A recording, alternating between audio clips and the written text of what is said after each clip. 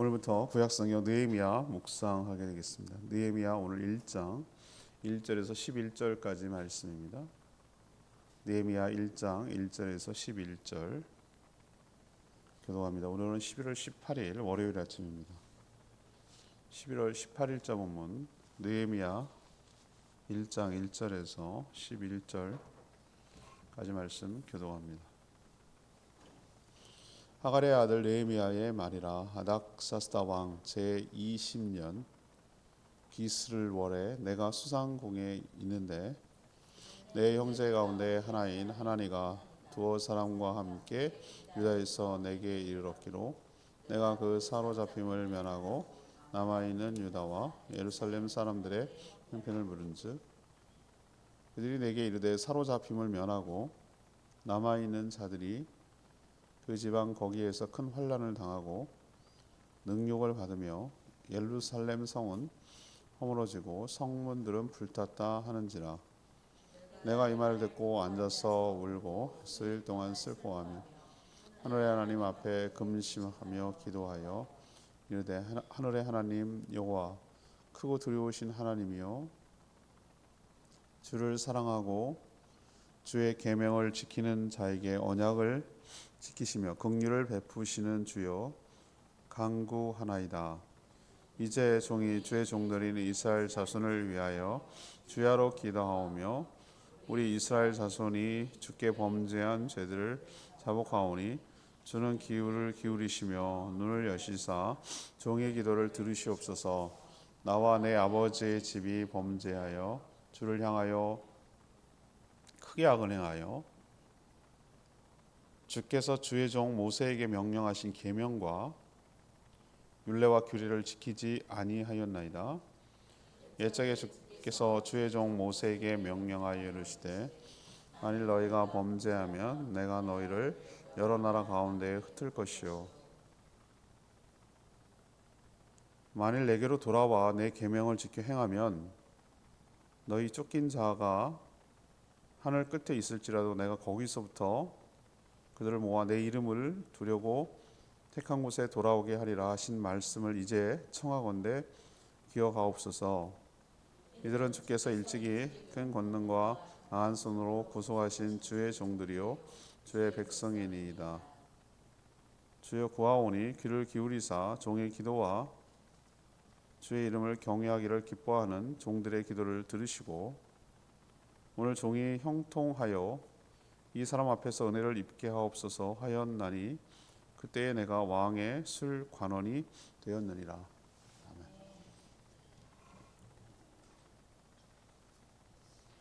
느헤미야는 바사, 그러니까 페르시아 아닥사스다 술 맡은 관원으로 수산궁에 지금 있었습니다. 유대를 다녀온 형제들을 통해서 고국 예루살렘이 큰 어려움, 큰 환난과 능욕 가운데 회파되어 있다라는 소식을 듣게 됩니다. 이것을 듣고 울며 금식하며 하나님께 기도합니다. 자신들이 계명을 어겨 죄를 지어서 이런 공경에 있음을 하나님 앞에 회개하는 것이죠. 그렇지만 하나님과 맺은 언약을 근거해서 자신들이 돌이키면 하나님께서 용서해 주시고 회복시켜 주시겠다는 그 약속을 믿고 그렇게 이루어 주시기를 간구하는 내용이 오늘 1장의 내용이 되겠습니다. 오늘 질문은 성도는 우리는 어떻게 기도해야 할까요? 성도는 어떻게 기도해야 할까요? 이것이 오늘 질문이 되겠습니다. 먼저 1절에서 4절까지 말씀. 현실을 직시하고 애통하는 마음이 있어야 한다. 현실을 직시하고 애통하는 마음이 있어야 된다. 그래야 이제 기도가 나온다는 것이죠. 오늘 1절에 보니까 하갈의 아들 느헤미야는 예루살렘으로 귀환하지 않았습니다. 페르시아 바사의 수도 수산궁에 남아 있었습니다. 왜 그랬을까요? 그는 왕의 술 맡은 관원이었기 때문에 11절에 그 직책을 얘기하고 있죠. 아닥사스다 왕의 술 맡은 관원이었다는 것이죠. 여러분 술 맡은 관원이 무슨 하는 일이 뭘까요? 왕의 만찬이나 연회 때 쓸 술을 종류별로 관리하고 뭐 그것을 배분하고 뭐 이러는 일일까요? 예, 그런 것도 다 포함합니다. 포함하는데 진짜로 중요한 역할은 뭐냐면은 옛날에 절대왕권 시대에는 또 역시 그 왕권을 차지하기 위한 수많은 권모술수들이 있었거든요. 음모와 반역과 배신이 난무하는 시대이기 때문에 믿을 사람이 하나도 없는 거예요. 제일 쉬운 게 뭐겠어요? 음식이나 술에다 독을 타는 것이죠.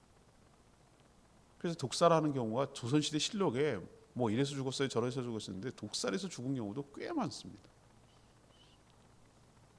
그래서 술 같은 경우 취하면 잘 모를 수도 있고 술에 무엇을 넣으면 그게 술 맛인지 뭔지 모르니까 술과 함께 독을 마셨다가 죽는 경우가 많았죠.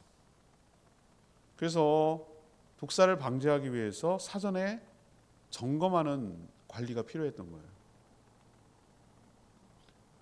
기미상궁은 단순히 음식의 맛을 보기 위한 것이 아니고 그 독이 있는지 없는지 여부를 그 과정, 준비하는 과정, 모든 재료부터 음식 조리하는 과정, 이 모든 과정을 다 지켜보고 감시하고 확인하는 거죠. 만약에 독살이 되었거나 그렇게 죽었다 그러면은 그 책임과 함께 그도 죽는 것이죠.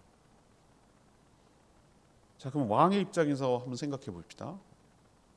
왕은 이 역할을 맡은 사람은 어떤 마음을 가져야 될까요? 절대 신뢰해야 돼. 절대.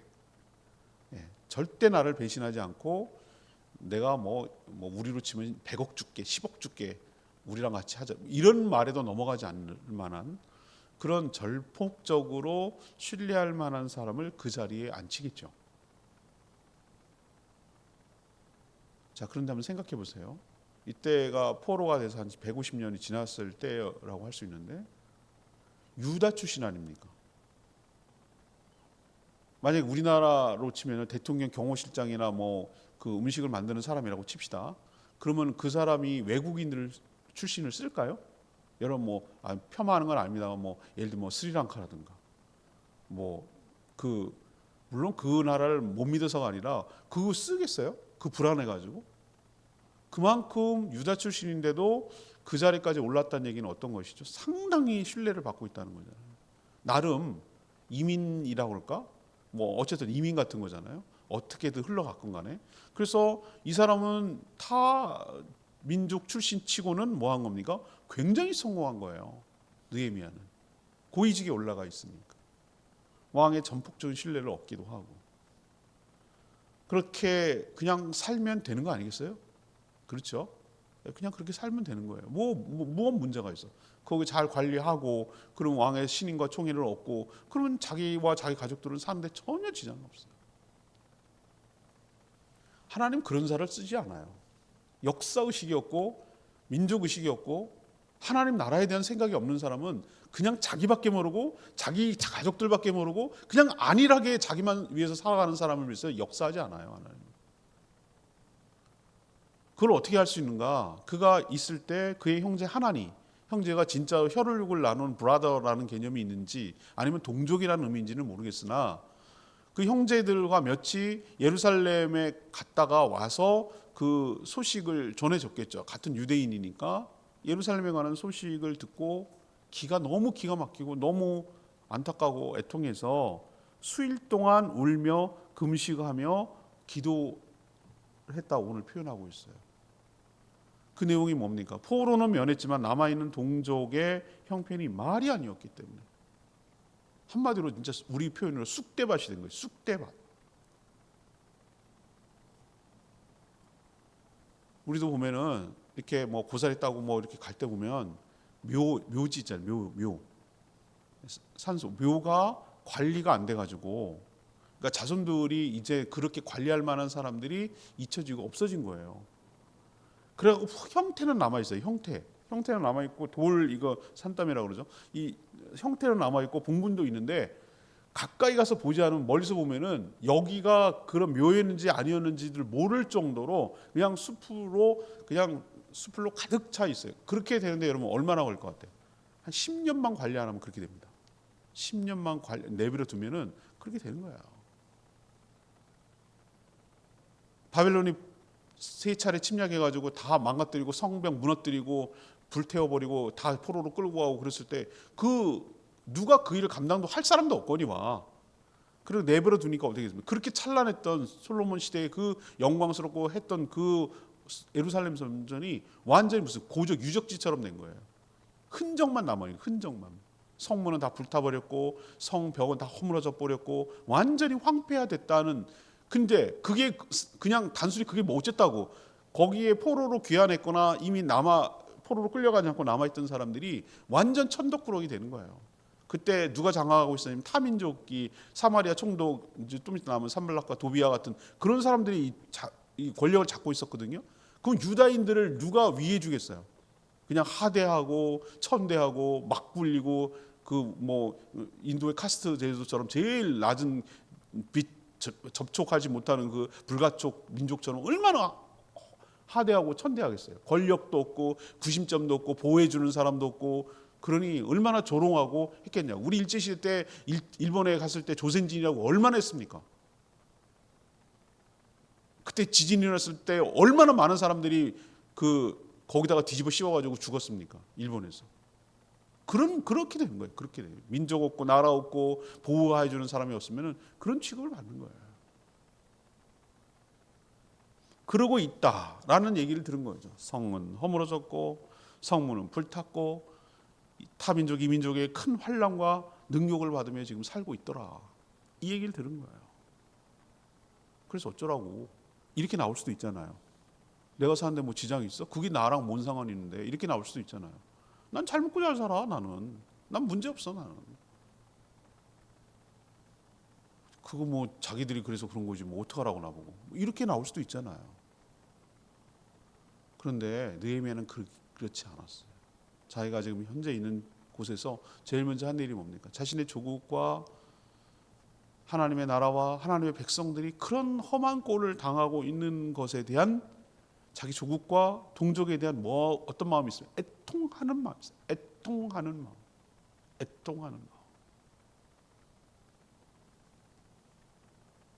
기도는 언제 나옵니까? 내면에서 애통하는 마음이 있을 때 기도가 나오는 것이에요. 그 마음이 없으면 기도가 안 나오고 하나님의 마음이 우리 가운데 부어질 때 기도가 시작되는 줄 믿습니다. 어제 너무 피곤하고 힘들어서 하루 종일 다니엘 기도가 빨리 끝나기를 간절히 바라고 있는. 근데 어제 얘기를 듣는데 내 마음 깜짝 놀랐어요. 내 마음이 북한에 대한 마음이 막 동하지 않는 거예요. 제가 이거 뭐지 이거? 몇 번 듣고 그러니까 그냥 그렇지 뭐 그냥 그렇다는 거지 뭐 어쩌라고 그러면 어떡하라는 얘기야. 이런 마음이 드는 내 모습을 보고 깜짝 놀랐어요. 제가 이건 또 뭐냐 이거야. 내가 왜 이렇게 애통하는 마음이 없지? 저 북한은 그렇게 떠돌이하고 저렇게 하는 사람에 대해서 내가 왜 애통하지 않지?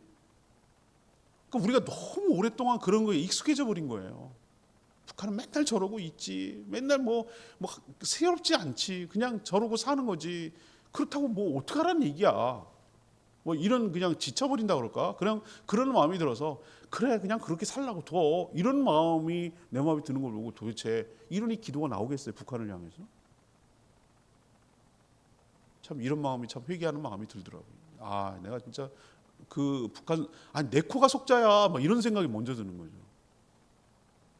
사랑하는 여러분, 우리도 누군가에 대한 애통하는 마음은 저절로 생기는 것이 아니라 하나님께서 그 마음을 부어주셔야 될 줄 믿습니다. 제가 여기서 비전 트립 하면서 학생들한테 할 때마다 뭐라고 그거 왜 하냐고 자꾸 그러더라고요. 그래서 왜 하기는 제주도에 대한 애통하는 마음이 있어야 된다. 그걸 일으켜야 된다.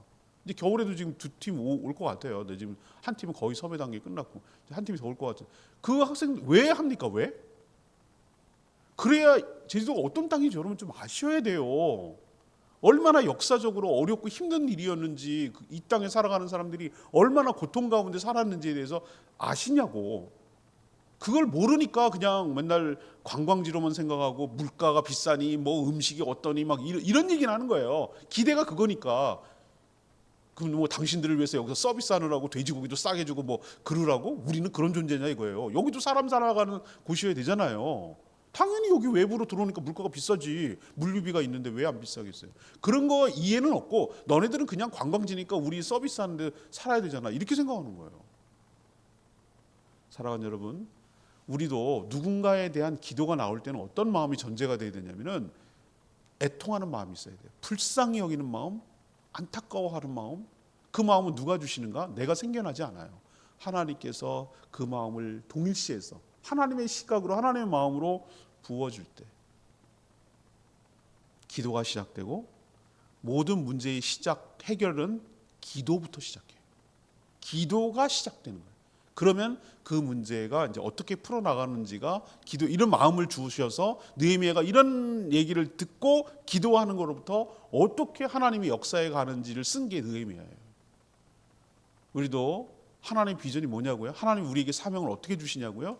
하나님이 어떤 것을 보고 똑같은 사람은 그런 마음이 안 드는데 나는 저 문제 나는 아이들이 너무 불쌍해요. 나는 청소년들이 방황하는 아이들이 너무 불쌍해요. 나는 부모 안 믿는 부모 밑에서 자라는 저 아이들이 너무 안타까운 마음이 들어요. 나는 어떤 장애인들이 너무 마음이 안타까워요. 난 누가 이런 마음이 드는 게 그게 그 사람의 사명이거든요.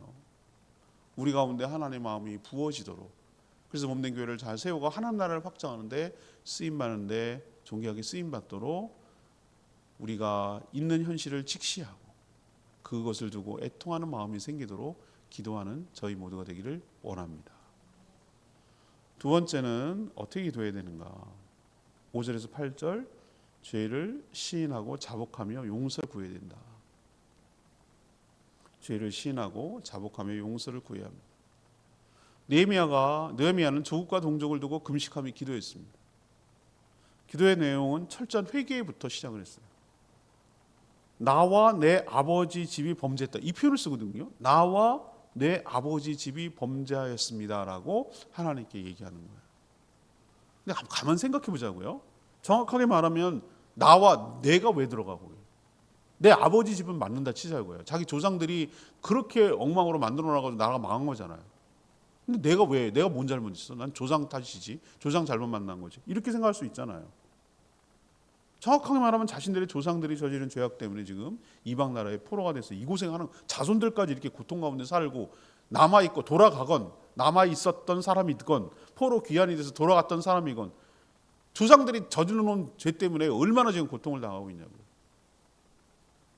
그렇게 따지면 왜 맨날 그것도 일본 사람들의 시각인데 일본 식민 사관을 갖다 우리는 심한하죠. 우리나라가 사색 당파 싸움을 해가지고 당파 싸움이 요즘으로 지금 정당 정치 아니에요? 우리나라 보고 그 깎아내리려고 일본 사람들이 지네끼리 치고받고 싸우고 막 그래가지고 그랬다는 거예요. 왜 해외에서 어떤 일이 돌아가는지 쇄국 정책을 써가지고 눈을 감아버리고 닫아놔가지고 그 꼴 당했다. 다 이건 탓하는 거 아닙니까? 그렇죠? 그런 식으로 하면은 다 조상 탓이에요. 조상.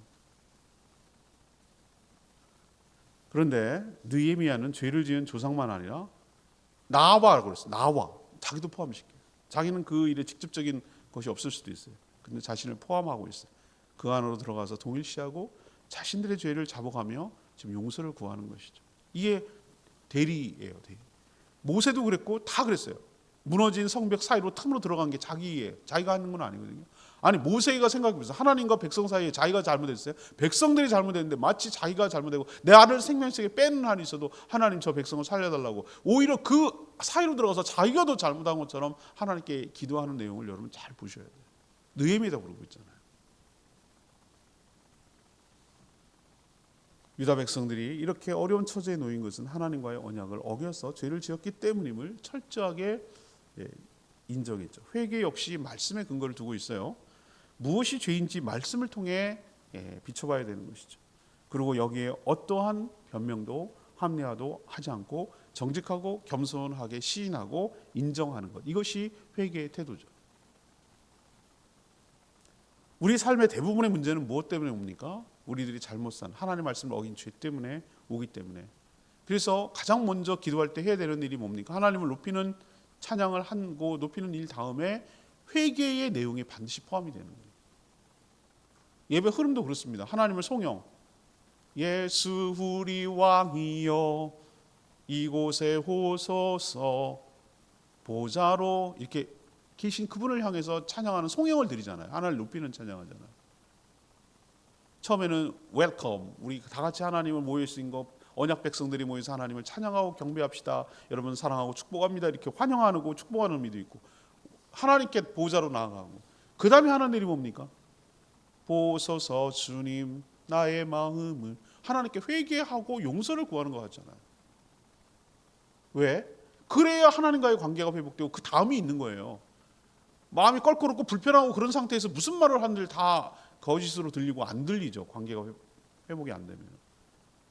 지금 하나님께 기도하기 있어서 자기 문제를 알았어요. 그 문제를 놓고 그 지금 예루살렘에 어떤 처지에 있는 걸 알았어요. 느헤미야. 그렇지만 제일 먼저 언급한 것이 뭐예요? 하나님, 저희들이 죄를 져서 이렇게 됐습니다. 조상들이 죄를 아니고 그 조상들 죽어서 없는데 뭘 그 얘기를 해봐야 뭔 소용이 있냐고.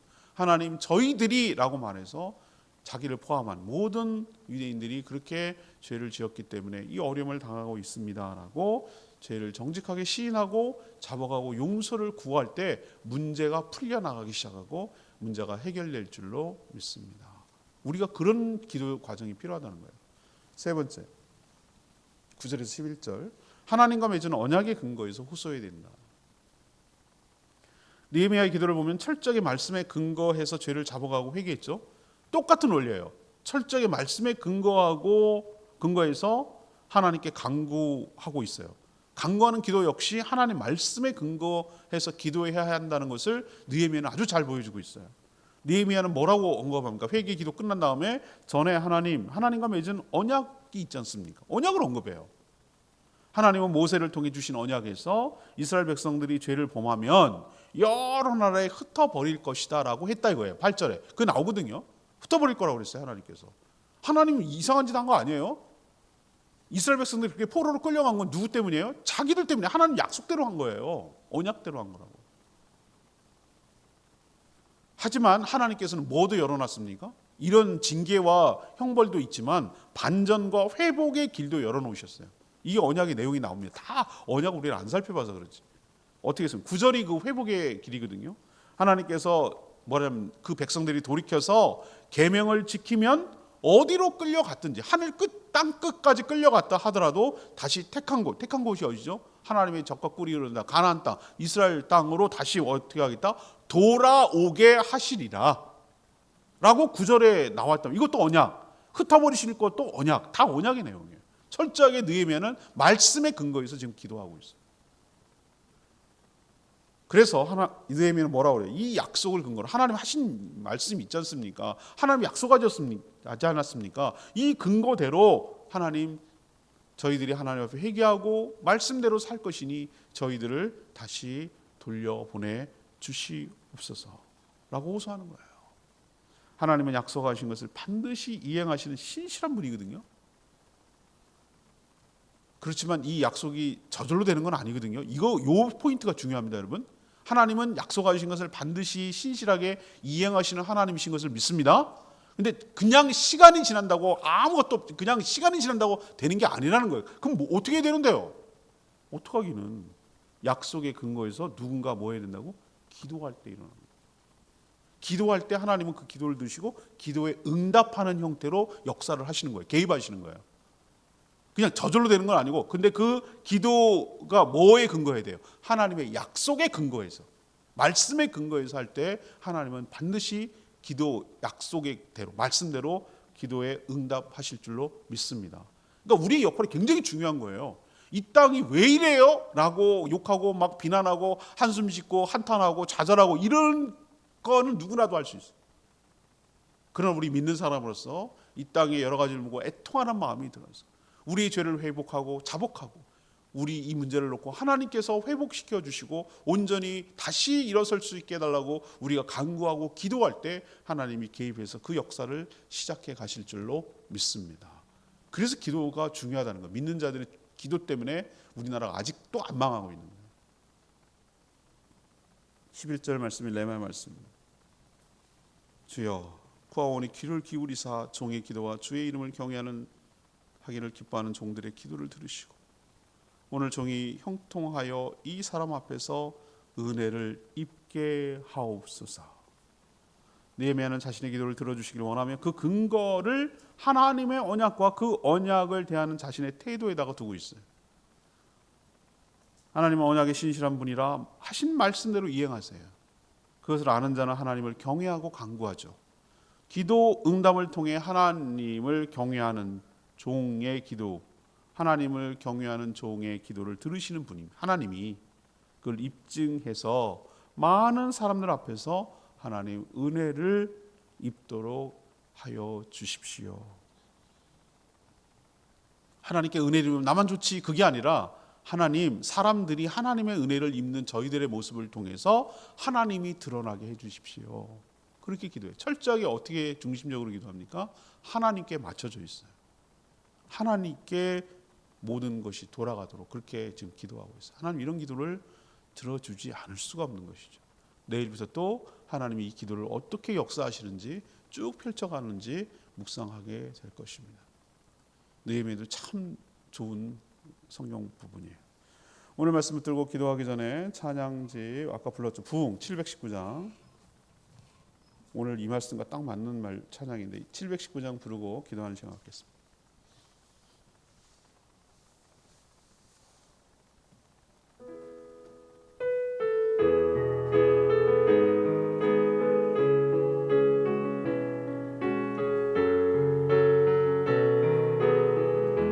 이 땅의 황무함을 보소서. 이 땅의 황무함을 보소서. 하늘의 하나님 긍휼을 베푸시는 주여, 우리의 죄악 용서하소서. 이 땅 고쳐주소서. 이제 우리 모두가 하나 되어 이 땅에 무너진 기초를 다시 쌓을 때 우리의 우상들을 태우신 성령의 불이 임하소서. 부흥의 불길 타오르게 하소서. 진리의 말씀 이 땅 새롭게 하소서. 은혜의 강물 흐르게 하소서. 성령의 바람 이제 불어와. 오 주의 영광 가득한 새날 주소서. 오 주님 나라 이 땅에 임하소서. 그렇습니다, 여러분. 이 찬양이 딱 맞는 것 같아요. 느헤미야가 바라봤던 조국의 현실은 너무 황폐해졌어요. 하나님의 마음과 시각을 가지고 조국을 바라보며 하나님께 기도부터 시작한 느헤미야가 하나님께서 어떻게 들어서 사용하시는지 우리는 느헤미야를 통해 이제 묵상하게 될 것입니다. 우리도 기도부터 하나님의 마음이 우리 가운데 부어지게 하여 주시고 그 황폐화된 곳을 애통해하는 마음이 있게 하여 주시고 저희들의 허물과 죄악을 용서하시며 하나님의 약속을 이행해 달라고 주여 외치며 기도하는 시간 갖겠습니다. 주여 하나님, 이 땅의 황무함을 보소서. 하늘의 하나님 긍휼을 베푸시는 주여, 우리의 죄악 용서하소서. 이 땅 고쳐주소서. 이제 우리 모두 하나 되어 이 땅에 무너진 기초를 다시 쌓을 때 우리의 우상들을 태우신 성령의 불이 임하소서. 부흥의 불길 타오르게 하소서. 진리의 말씀 이 땅 새롭게 하소서. 은혜의 강물 흐르게 하소서.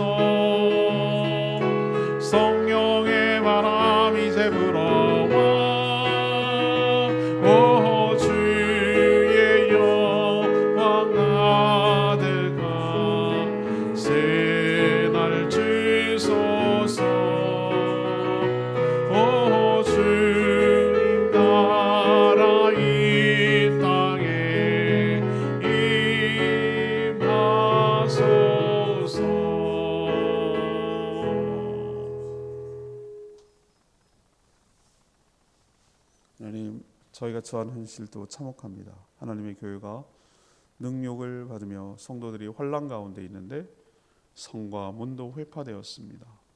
이런 저희들을 긍휼히 여겨 주시옵소서. 저희들이 하나님의 백성으로 제대로 살지 못했기 때문에 자초한 일입니다.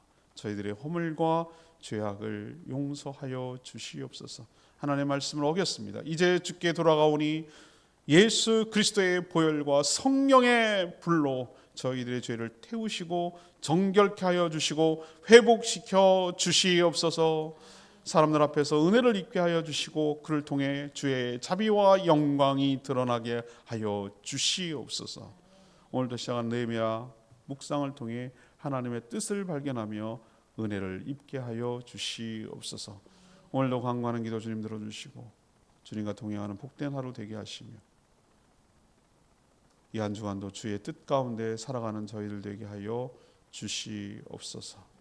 날씨가 점점 추워지는데 우리 성도들 일하는데 살아가는데 지장 없도록 은혜 베풀어 주시고 모든 하는 생업들 위해 축복하여 주시옵소서.